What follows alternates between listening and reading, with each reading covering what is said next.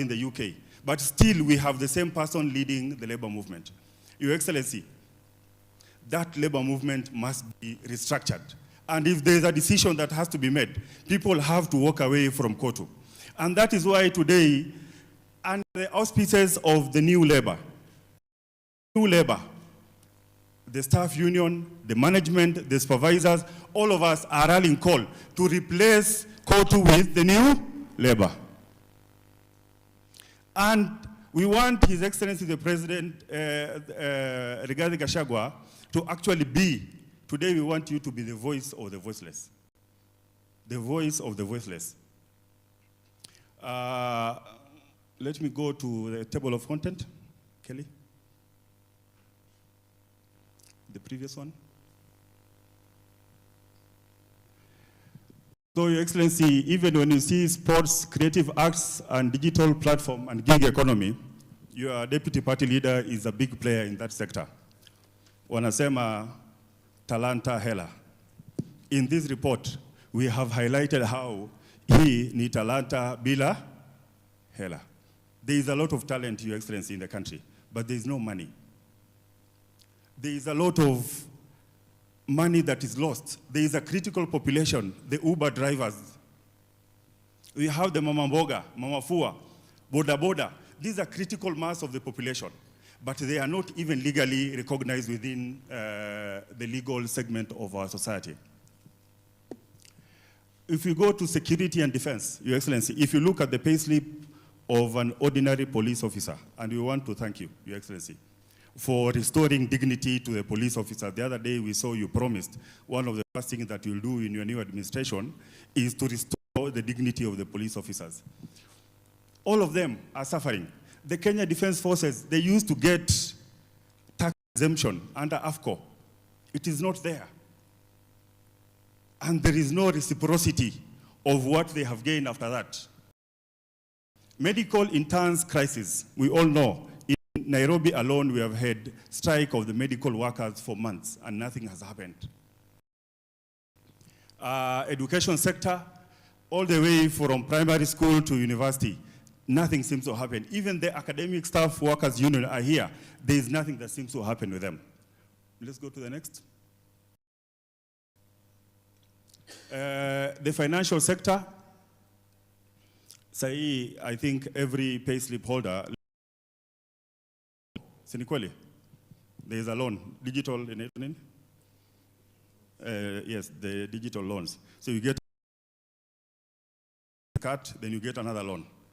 Your Excellency, in the financial sector, Kenya has been grey listed. That means, Your Excellency, the area that nobody has ever focused on is the informal economy. Informal economy, out of every 5 workers or 10 workers you see are actually in the informal economy. That is according to the Kenya National Bureau of Statistics and KIPRA, Kenya Institute. Nobody has spoken about them. They are being evicted from the marketplaces and they are not them to operate from.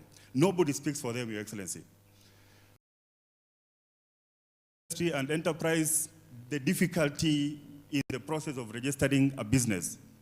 But today, if you want a model, how many licenses will you have to operate? KRA wako na wewe,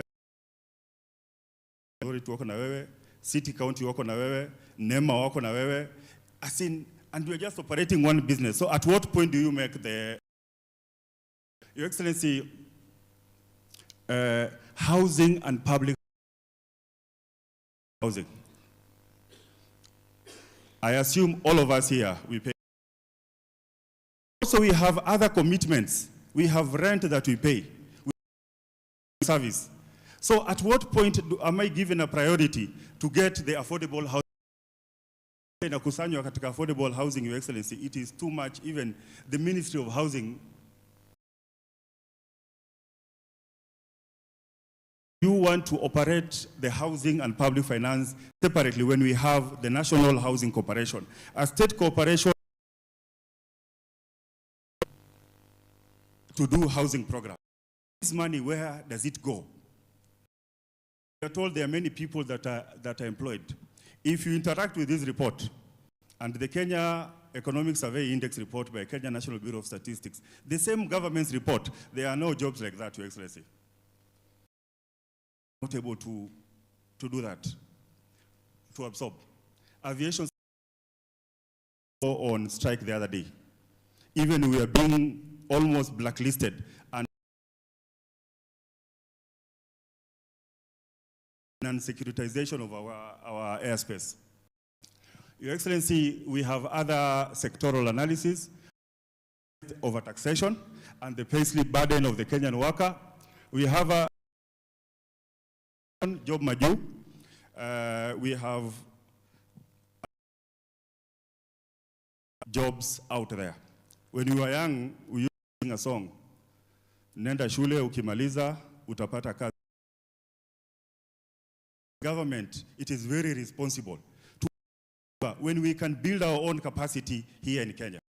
And then we are taken to war zones where Kenya has no interest whatsoever. How many Kenyans have died? It is all highlighted here. And who becomes responsible? So, pension access. Your Excellency, the Kenyan worker saves through the pension fund, through. Today we saw encroaching on retirement benefits, NSSF, which is completely illegal. About your own safety mechanism, the cushion. Will you be able to protect yourself from the incurring reality of the economic structure? The contractual and casual employment, Your Excellency, if you go along the EPZ workers, the law requires if your staff has served for at least 6 months, you must be able to convert them of employment. But these people, what they do, they make sure almost completing the 6th month, they terminate. And that seems to be the, Kina George, all of you, I'm sure you are in that segment, where you do employer. Now, Your Excellency, we must also be accustomed to the profile, the changing. The ordinary worker, the one we used to know before, used to dress like me and you. They had an office. Now we have these young people who operate in the. In fact, in this report, we call them officeless workers.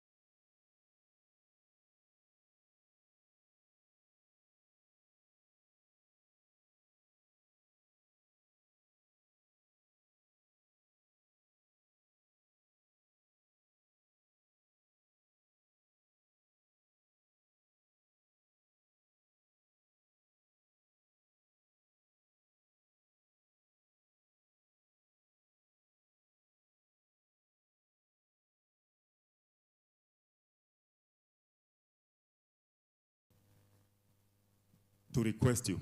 Today, these workers are here. Okal, come. You can help us because boss sasa tunamuintroduce kwa labor matters. Tunaweza imba solidarity. Can you lead us in that?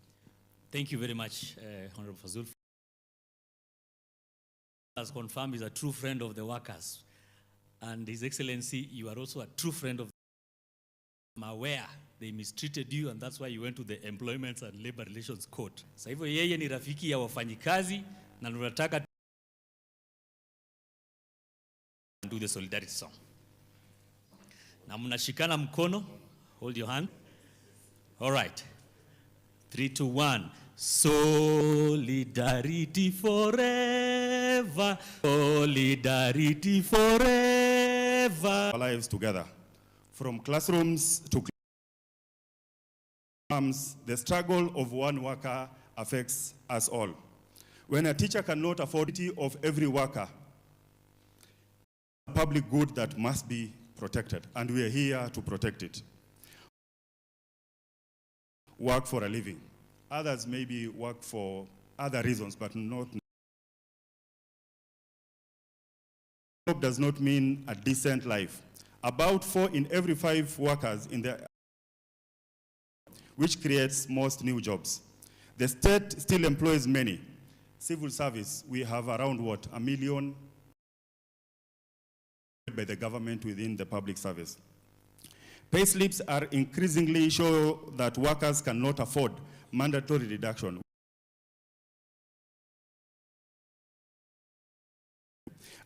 This removes almost 45%. Public service digitization has expanded services, but audits reveal questions intermediaries, siphoning funds, delays, and essential services within the public service. Labor migration continues, leaving workers seeking to work abroad. And this is mostly driven by Your Excellency, workers are not hopeless. If there are 5 million Kenyans who have a payslip, let that be a decision that will be on the ballot. Let the worker define their own. If they are properly organized, like we are doing, and informed, they can in their own hand. Sure, these issues. Thank you, Bwana Fazul. As stated, we try to capture the voice of the voiceless. We try to capture the voice of all workers in this country. And indeed, there is a lady who is a sports coach. She has gone through a lot, and she did a passionate letter to us, and she wanted that the matter should be highly invite Sister Berin, Coach Berin, she calls herself Coach Berin, to come and share with us the contents of the letter. Karibu sana, tupige makofi akija.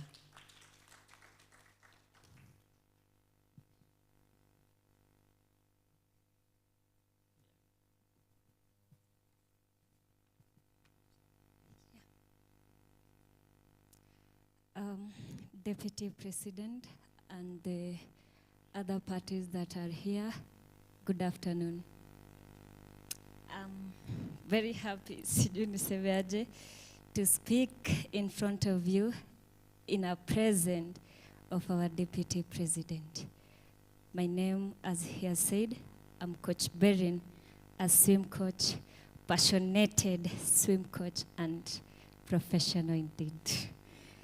I have a letter, and the title of the letter is the letter from my heart. I write this not as distant voice, but as a Kenya worker who rises in the pitch black down for an early commute to work.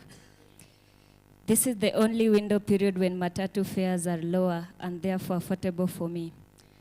At work, I towed through endless back-breaking shift and returned home in the evening with empty hands and a soul crushed by institutionalized betrayal. I'm the mother watching her child's future evaporate. The father whose sweat builds this nation, yet starves in retirement. The son or daughter orphaned by a system that swallows dreams whole. I speak for thousands, not actually millions, silently suffering under a regime of daylight robbery. Allow me now to tell about my payslip. Yes, that's small. Nice of paper that bears my most personal details.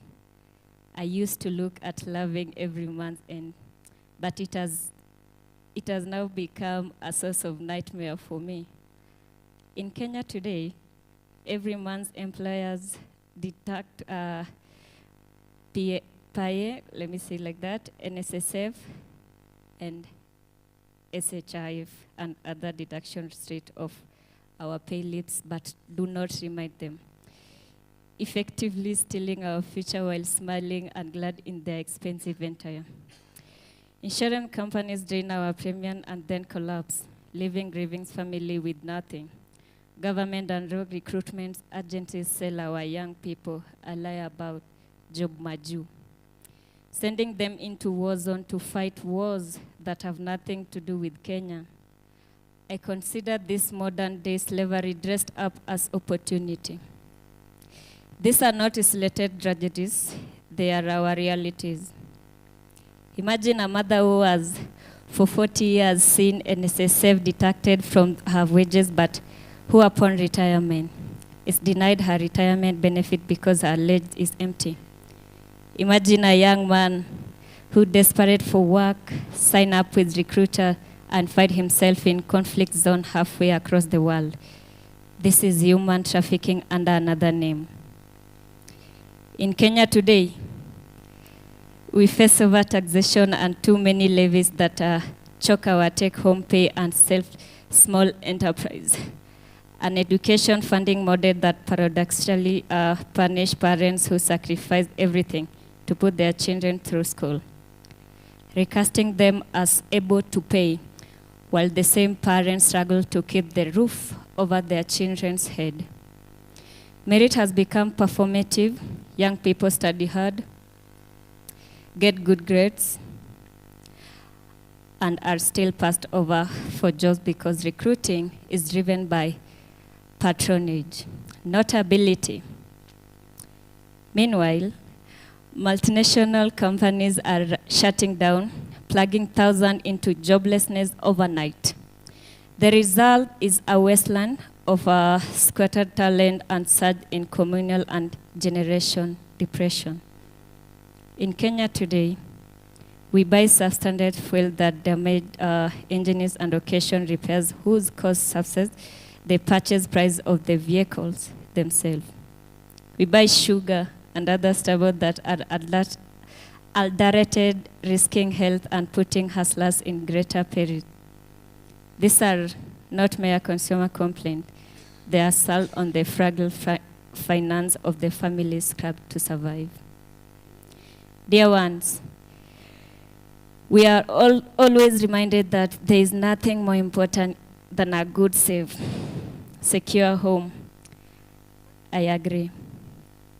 And this is why the idea of affordable housing was music to my overworked ears when I first heard about it. A few years down the line, this music became dressing. It was introduced as bridge to help citizens cross over from lifelong tenant into proud homeowners. A promise that led many to accept painful housing levy deduction from their payslip, sustained by the hope of eventually owning a home. Yet what is now unfolding is a profound disappointment that has into a marriage. The very citizens whose sweat and sacrifice are financing the program have been gravely shortchanged in the funding and home acquisition processes. Not only they being required to dig deeper into their pocket to pay mandatory deposit and the full purchase,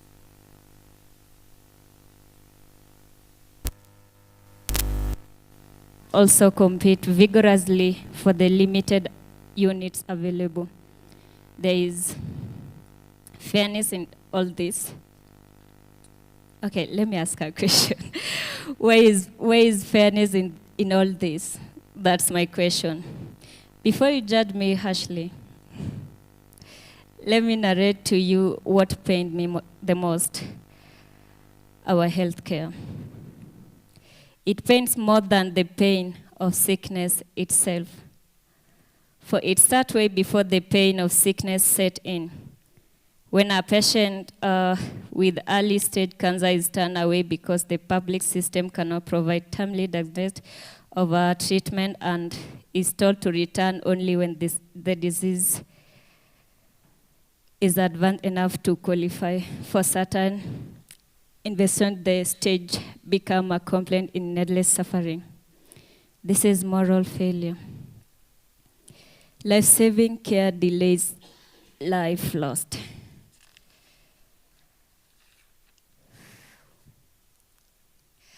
Our hospital must capacitated and survive expanded instead medicine, guaranteed, not rationed by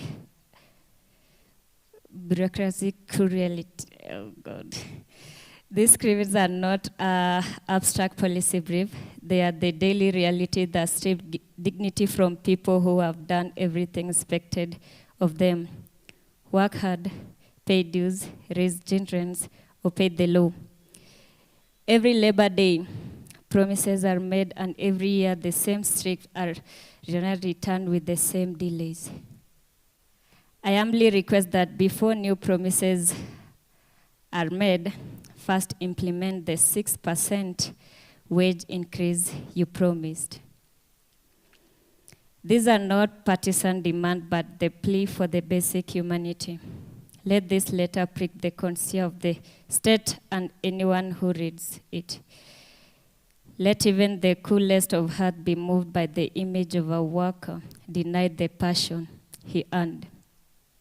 A child denied university because funding model mistakes sacrificed as wealth. A patient sent home to die slowly while hospital machines and budget gather dust.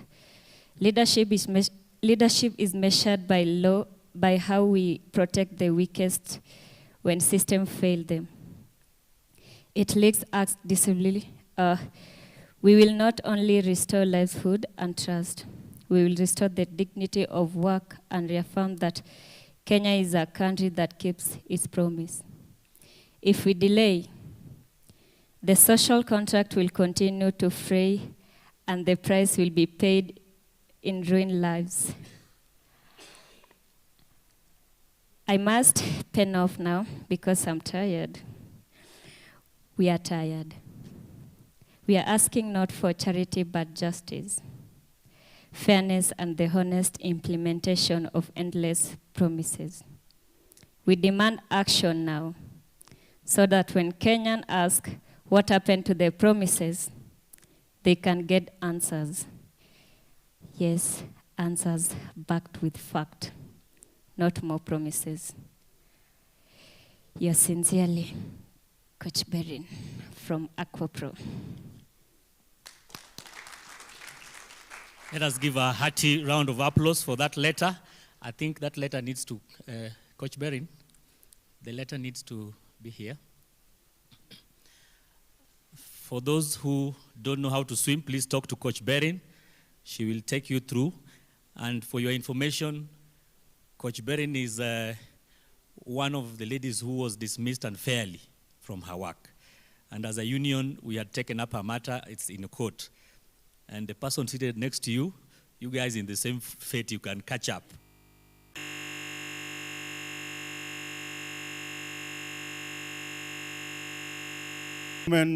Let us all stand up for a round of applause as I invite His Excellency RIGATHI GACHAGUA. Your Excellency, karibu sana, and Coach Berin, I come and hand it over to His Excellency. Tumpigie makofi. Your Excellency, karibu sana.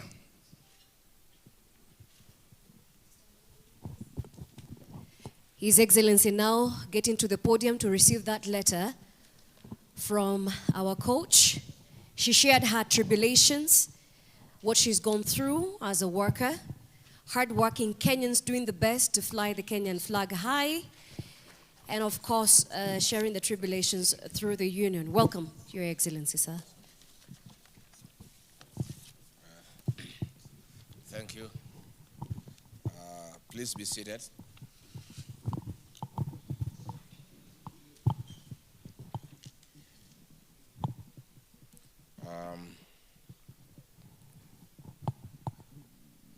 Invited guests and patriotic Kenyans,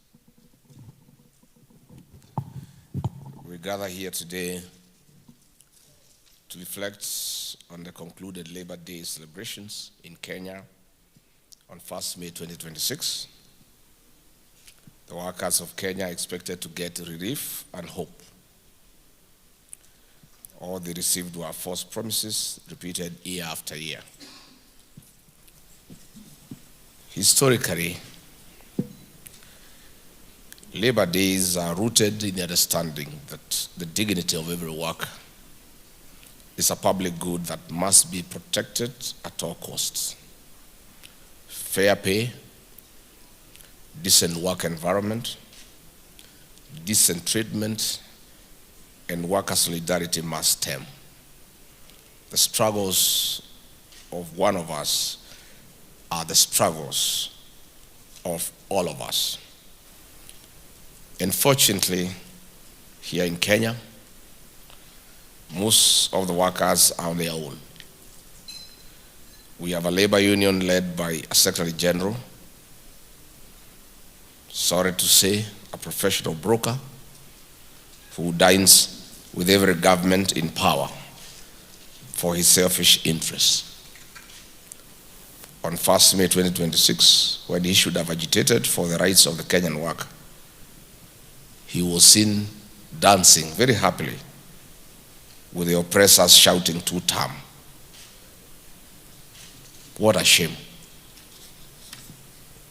I have nothing against dancing. I love dancing myself. But I believe dancing is an act of happiness. So how one gets the temerity, the courage to dance when the people you lead are crying, they are in anguish, shocks all of us. More than 20 million Kenyans wake up every morning and go to work. These great and patriotic Kenyans, for far too long, have remained unheard. To many of them, a job does not mean a decent life. This is not born of any personal failure of their own, but the result of policy choices, a pure creation of a regime that cares not. The government and some labor unions like KOTU are busy creating 50 billionaires and 55 million poor Kenyans in a spat of 3.5 years. If you remember the late J.M. Kariuki, who was assassinated on the 2nd of March 1975, he talked of a country of 10 millionaires and 10 million beggars. 50 years down the line, we now have 50 billionaires and 55 million poor Kenyans and 1 trillionaire. You know him. Patriotic Kenyans, dear workers of Kenya, it is painfully worrying when about 500,000 teachers cannot access medical care and the functionless SHA forced through their nose. A demotivated teacher is disastrous to the quality of learning in our schools. Who is speaking for the teachers? Where are the unions? Where is NAT? Where is Kupet? They are silent. They can't speak because their mouths are full. They are observing table manners that says when your mouth is full, you don't speak. They can't speak and they don't speak because their mouths are full. They are dining with the oppressor. When our police officers are subjected to this unhealthy SHA, we feel more insecure as a country and pity our men and women in uniform. Who is speaking for our men and women in uniform? When Gikomba, Githurai, Karioko, Kongea, Huruma, Lubao, or Lodwar markets go up in flames or die under heavy taxation, or a driver is deactivated from an Uber or a boat platform without recourse, it is their entire households that pay the price. Their families suffer irreparable pain. About 4 out of every 5 workers, and they are living in the informal economy. Informal workers in Kenya remain marginally excluded from the national planning, socially unprotected, and functionally exploited. Who hears the plight of Mama Fua, who most of the time is overworked and underpaid? Despite the 938,000 posts across government ministries, parastatals and county governments, the public wage bill takes up roughly 35% of the national revenue. Yet, despite this, too many households still struggle to pay rent, buy medicine, keep children in school, and plan for their future. The question is why? There was a time when the payslip meant something in this country. It held the dignity of the Kenyan, of the working Kenyan. It was evidence that you had shown up, done some work, and earned your keep. Today, the payslip does not show what you earn. It shows what you cannot afford. Between pay as you earn, SHA, NSSF, the housing levy, and other statutory deductions, between 30 to 45% of a worker's gross pay is gone before it ever reaches their hands. It makes matters worse. Were it not for the public outcry in the run-up to the 10th August 2027 elections, William Ruto intended to introduce the National Infrastructure Fund levy. This would have seen deductions on the workers' payslips rise up to 50% of their hard-earned pay. It is a matter he plans to revisit in the unfortunate event he secures a second term. Workers be forewarned. With a mutilated payslip by William Ruto, the Kenyan worker has been denied spending power in a historic high. No wonder the economy of our nation has dipped from 7.6% growth in 2021 to the current 4.6%.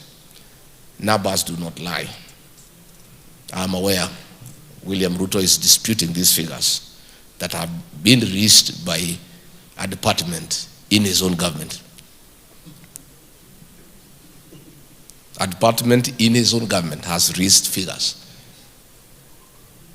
telling the people of Kenya how the economy is performing. And he is saying those numbers are a lie. I'm told that the guy in charge of that department will soon face the sack for daring to tell the people of Kenya the truth. Hata mkisima stima tutaendelea tu.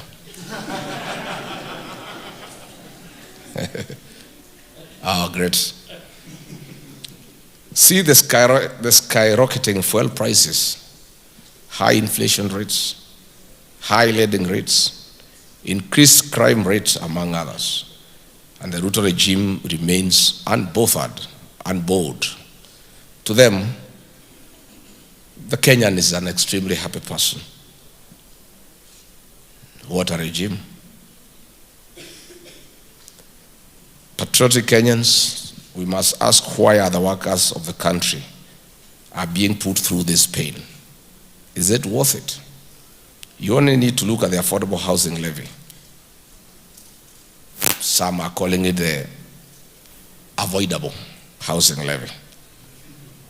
And I think we need to, next year, to shift from affordable housing levy to avoidable. Look at the affordable housing levy to see that the government is taking from its citizens without giving them what they promised.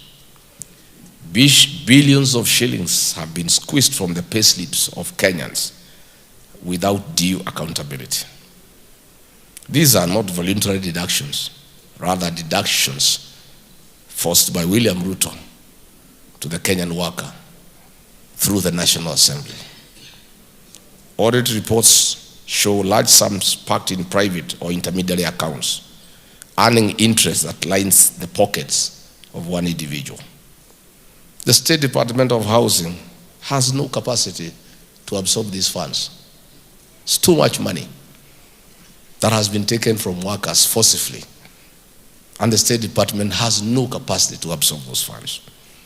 So these funds deducted from workers of Kenya are stashed in William Ruto's Syrian bank that has exponentially grown to a level extraordinary. For instance, in the financial year 2022, deposits of this bank before Ruto bought it were only 25.4 billion. After he bought it in 2023, they increased by 9% to 27.6 billion, reflecting organic growth from the legacy retail and SME base. In 2024, William Ruto's deposits gotten forcibly from the Kenyan workers continued to accelerate and rose to 44 billion shillings, a jump of about 60.8% year on year as the bank began onboarding bigger institutional and government-linked accounts. In the 2025 financial year, the deposit base surged again by 6.29 to 63.0% to a whopping 72.3 billion, nearly tripling the ED 2023 level and leaving CDN with roughly 1.8% of all the industry deposits, a shift largely attributed to a wave of new public sector deposit through conflict of interest and state capture. Even the county government of Nairobi have been forced to take their deposits to CDN Bank. And by the way, CDN Bank is on the third tier of the banking industry. The agreed policy of government is that all government funds should be put in tier 1. That is ABSA, Equity, Cooperative Bank, Standard, Cooperative. And most of these are government banks, so you want government money to be put in government banks so that the profit can benefit the Kenyan people. William Ruto has directed that all funds are taken to his bank, CDN. It's the worst act of conflict of interest and state capture witnessed in the history of independent Kenya. And the victim, the Kenyan worker. And then the man who is supposed to fight for the workers is dancing happily before the oppressor, singing songs of praise, and the choir master or the praise and worship team of the king. Oh, you wonderful man. You've done so well for the Kenyan workers. We are so happy, we don't know what we could do without you. Never mind, you have deducted everything from us, we still love you. You are the best president ever, and you must get another term. We don't want to imagine how Kenya would be without you. The Kenyan workers love you. They may be crying here and there, but the love for you is undoubted. This level of sycophancy and praise worship is what the workers of Kenya must deal with very decisively. The consequences of financial misadventure on the Kenyan worker are immediate and painfully familiar. Families miss rent payments. Children are sent home from school for unpaid fees. Families have no meals on their table, while households delay or forego medical treatment because there is no money. Patriotic Kenyans, the affordable housing levy shows how a government can take from people without giving them what was promised. Since its inception in July 2023, the scheme has drawn significant resources from the public. There are real resources painfully raised from teachers, nurses, drivers, and other workers. For contributors, however, the levy often feels like just another automatic deduction. Money taken from payslips with no clear guarantee of a home, no clear timeline, and little feasible accountability.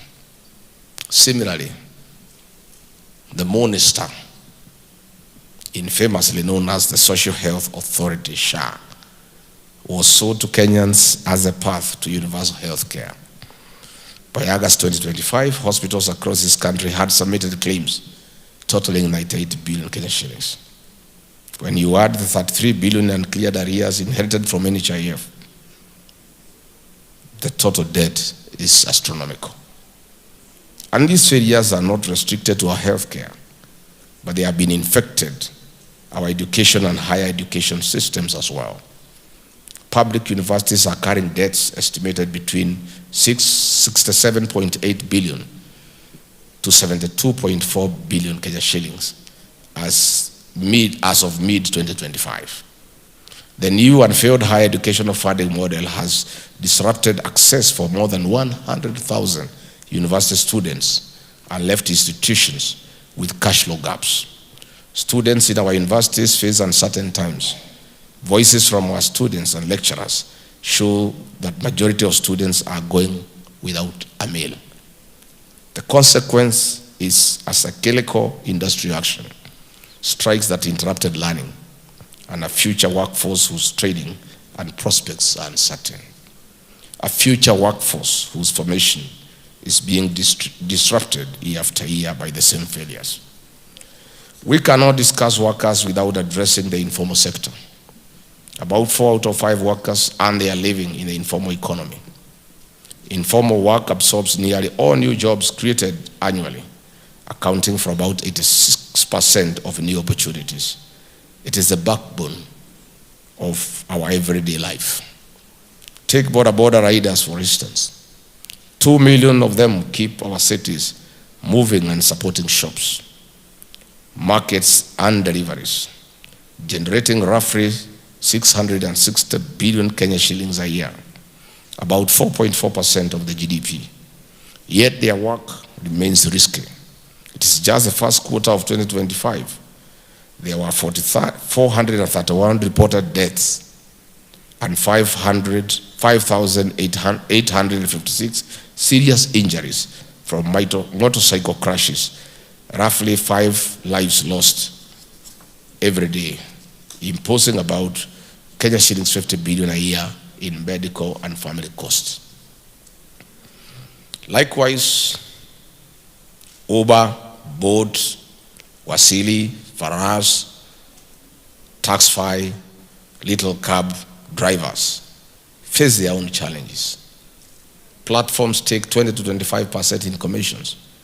Many net under 100 shillings an hour off peak, despite 10 to 14 hours shifts, and a single unexplained deactivation can wipe out a family's income overnight.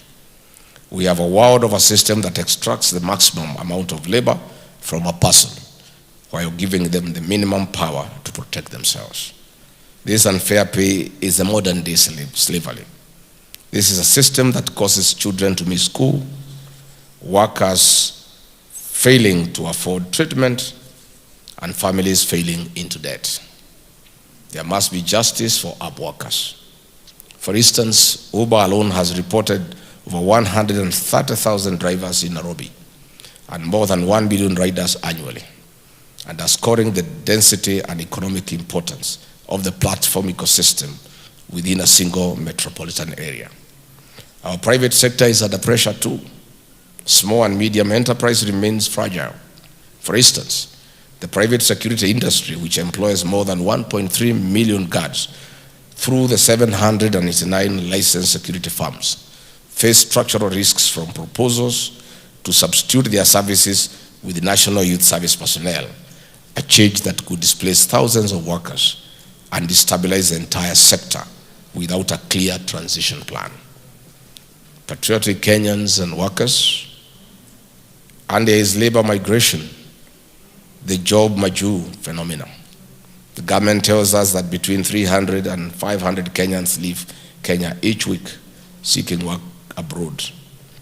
That is 15,600, 26,000 annually. Of course, you all know it's a lie. That kind of movement at the airport would have been noticed by everybody. This is another mirage. This is driven by a youth unemployment rate of 35% and a domestic economy that cannot absorb nearly 1 million new entrants each year. But what jobs do they go to do in these countries? The Kenyan workers in the Middle East are going through modern day slavery. They are distressed, they are abused, they are persecuted, they are dehumanized. Kenyans are being conscripted into Russian and Ukraine military without their consent. To date, we have thousands of Kenyans unaccounted for, others in dangerous war zone and indecent work as the Ruto regime demands that Kenyans clap their hands for them. Many Kenyans have lost their lives in the Russian war. Many parents are in anguish. They don't know where their children are. And we have a government that doesn't care. If any Kenyan must be taken to work anywhere in the world, let it be decent. Work with equal pay for equal work done. I want to assure the Kenyan worker and every Kenyan that we are in an unstoppable journey to bring back better our nation. We are on a course to restore the dignity of the Kenyan payslip and the Kenyan worker. Our workers must be happy again. Every Kenyan worker and every Kenyan for that matter deserves dignity and honor. Every Kenyan deserves to live a good life. And I must add that the Kenyan worker is in distress, feeling helpless, not knowing what to do, abandoned by the union leaders, oppressed by a government elected into office.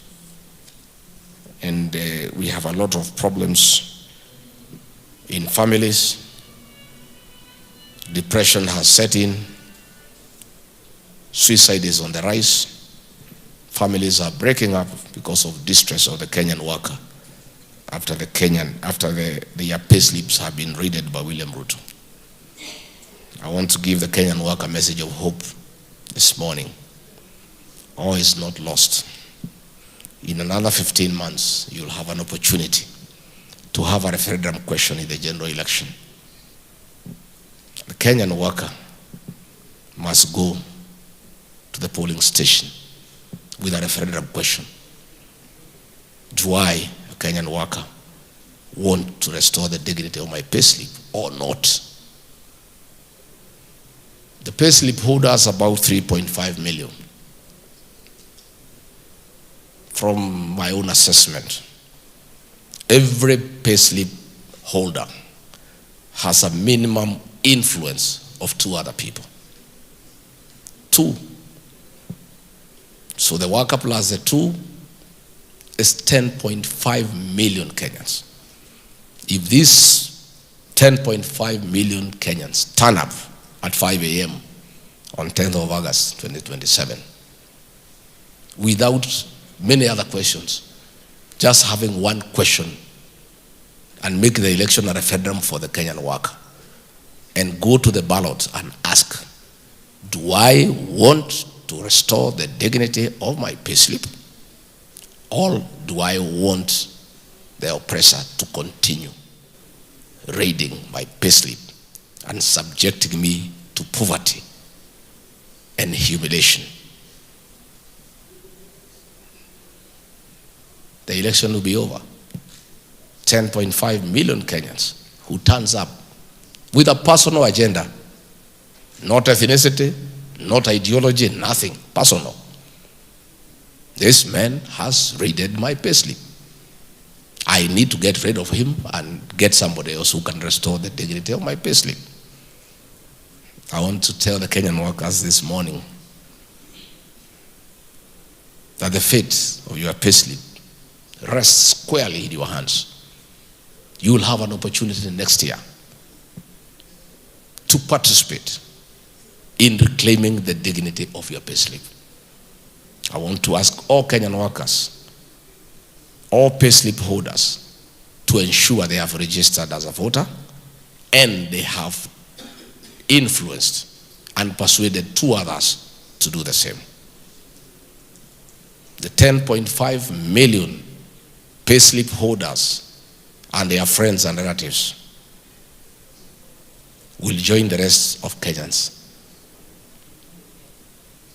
not just restoring the dignity of the payslip, but also restoring the Kenyan nation, creating good governance where there is accountability and transparency. So the ball is in the court of the Kenyan worker. You cannot continue crying as if you are helpless. You are not.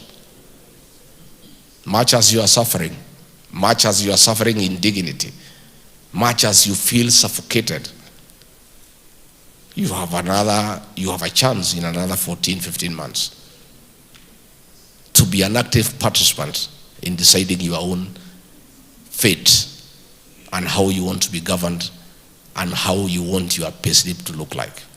Secondly, the people entrusted to speak for the Kenyan workers have abandoned them. The Atolis of this world are a disgrace to the Kenyan worker. I cannot understand how workers every year, every time there is an election for Kotu, they go and vote back this Mzee. I can't understand. And he's just after his own stomach. I remember when we came into office with William Ruto in 2022, this Atoli had been on record campaigning for Azimio and actually advising William Ruto to look for a tree in Sugoi where he'll hang himself because he'll lose. I couldn't believe it when I found him in State House when we went in. And he was there laughing and dancing on the corridor. He was brought by Musalia and Wetangula to see William Ruto. And I asked William Ruto, how come Atwali is here? I thought this man was saying that you should look for a tree in your compound to hang because you cannot be president. He laughed sheepishly and told me, Rigathi, you don't seem to understand this country. Every man has a price. He's a Atwali. He's a useless fellow. He just wants money. That's why he's here. And it has happened. He has abandoned the workers. He is now the lead praise singer of the William Ruto praise and worship team. He's the lead soloist. He sings with both bass and soprano. To praise a man who has made the lives of workers hell. To sing praises to a man who has impoverished Kenyan workers. To affirm a man who have made workers beggars in their own country. The workers of Kenya, since you seem to be unable to remove this man, my proposal to Kenyan workers is about time we created another alternative organization to champion the rights of the Kenyan workers so that workers have a choice. They don't have to be in court. I want to urge you to start forming that body. I know William Ruto, through the Registrar of Trade Unions, will frustrate the registration of that organization. But again, mine is just to assure you, get your paperwork in order, get the members in order. Next year, in October, when we are in office, we shall register the new organization that will champion the interest of the Kenyan worker.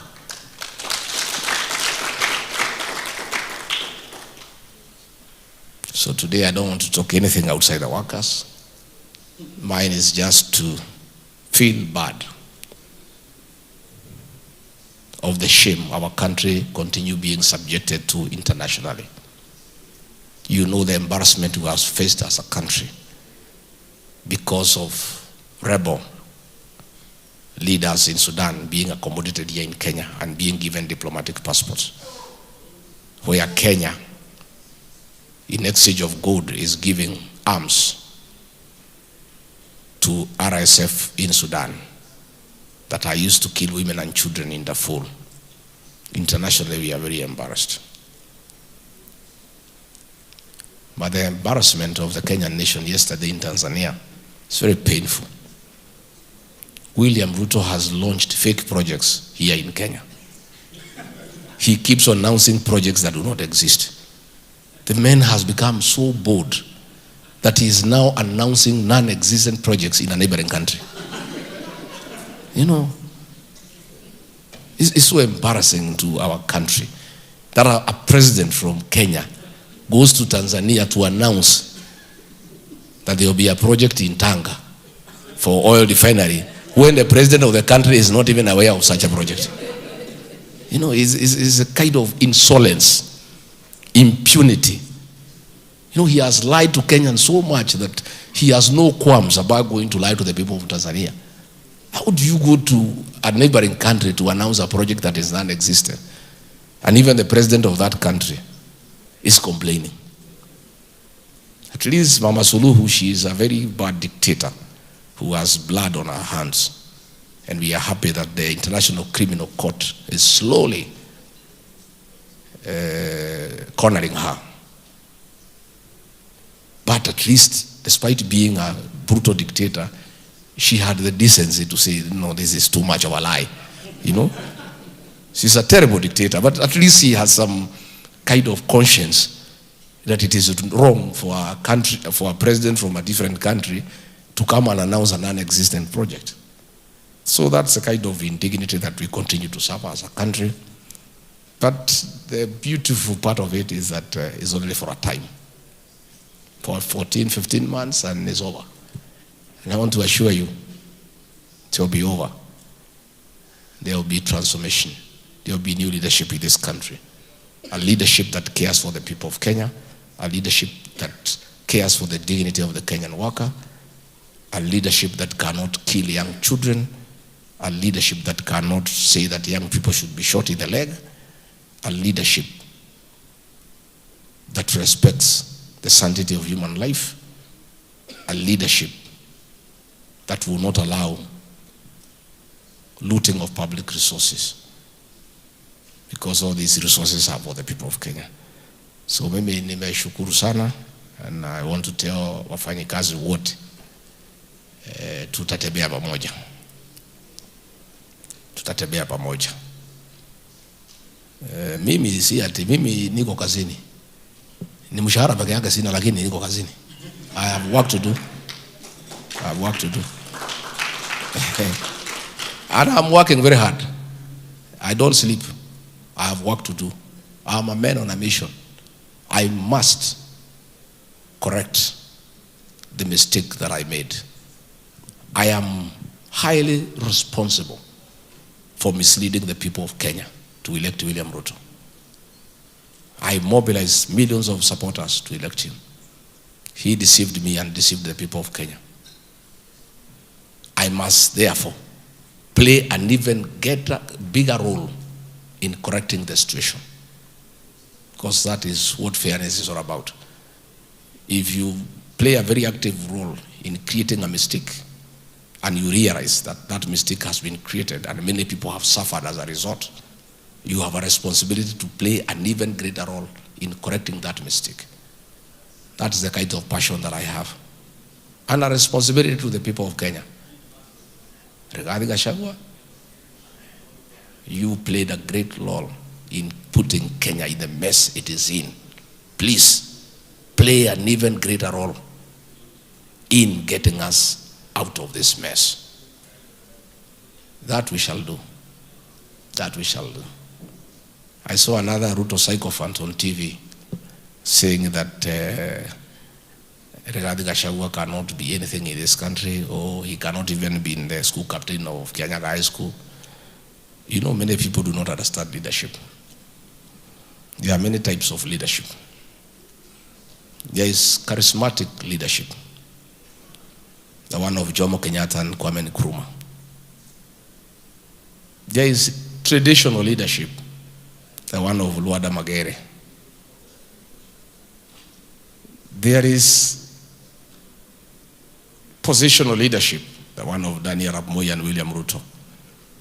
But there is also functional leadership, where you are a leader without any position, but you are a man of great influence. Rigathi Gachagua is a functional leader. He requires no position to guide the people of Kenya in the right direction. I am a functional leader. Whether I have a position or not is immaterial, is totally irrelevant. I'll play my role in restoring this country without any position, as a functional leader. And if you wanted to know what functional leadership is all about, look at the national conversation. In every meeting in Kenya, Rigathi Gachagua is subject of conversation. You cannot be nothing. How come everybody is discussing you and you hold no position in this country? It's because is the strength of functional leadership. That's what we are, and that's how we shall help this country get back to sensible leadership and a functional democracy and a working economy and a strong, jovial, motivated workforce that I promise we shall give to the people of Kenya. Thank you very much. Mwenyezi Mungu ambariki. God bless every Kenyan worker. God bless Kenya. Asante, His Excellency, the Second Deputy President. Sasa ataelekea pale aweze kukata ribbon on the right hand side, where he will be joined by Mr. Fazul Mohammed na vile vile viongozi wengine waweze kukata ile ribbon, so that now we can officially we are ready for the countdown to launch the Kenya Labor Market and Workers Welfare Report. Launch. Atakata tu ribbon on a count of 5, 3, 4, 2, 1, and let's go. Launch. Tutasonga nyuma kidogo ili tuweze kuona that official launch of the Kenya Labor Market and Worker Welfare. Pale wapiga picha, shangwe, vigelegele, tupige makofi. A wonderful job on accountability and supervising and ensuring the welfare. Wonderful, wonderful, wonderful job. Tutangoja kidogo baada ya kuchukua kitabu kile. Mr. Fazul Mohammed, Your Excellency, tutakuja kwa stage, tutasonga kwa stage, so that we are able to have a full display of the report. Your Excellency will be at the center. Viongozi wengine tutapanga right and left. The Kenyan workers, the coach bearing, tusonge karibu ili tuweze kumpa ripoti.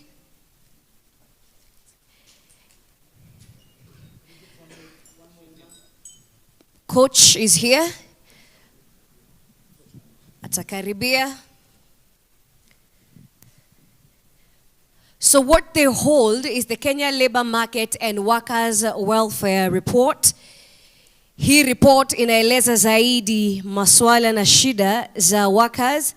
Tumesema leo ni siku ya reflection of what is intended to be the Labor Day, mahali tunatetea mwananchi ambaye ni mfanyakazi wa Kenya, lakini malalamiko yanaendelea kuzidi, hawawakilishwi sawa. Naefaa viongozi wanaofaa kuwakilisha basi wanakuwa wanachelewa, wanaendelea kujituza wao wenyewe badala ya kuhakikisha.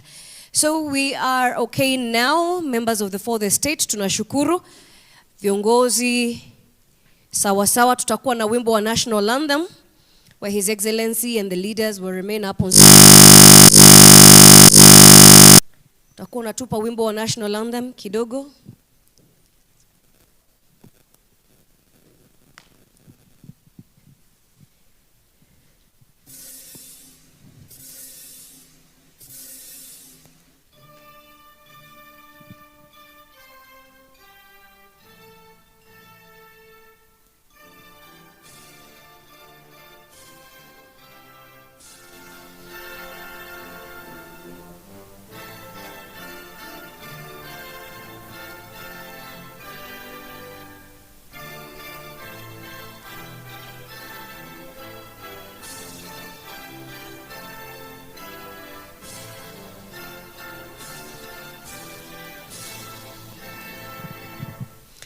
Asante sana, basi tutamruhusu His Excellency. Tunaweza ondoka sasa kwa hiari tukiwa na shukran, tunapoendelea kuangazia the welfare of the Kenyan worker. Asante.